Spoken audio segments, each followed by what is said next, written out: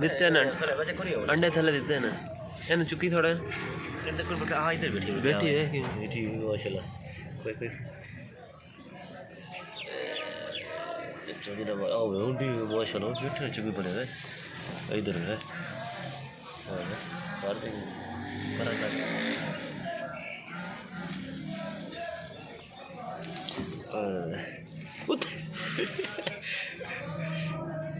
वो दो बैठे रहे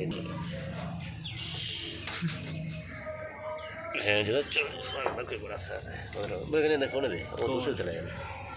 उधर भी करते की वो सोचती है उधर कोई की तो मैं थोड़ा सा करना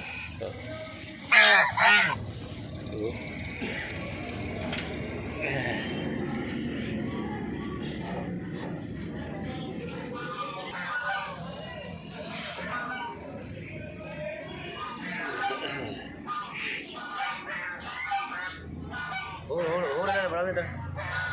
ਉਹਨਾਂ ਦੀ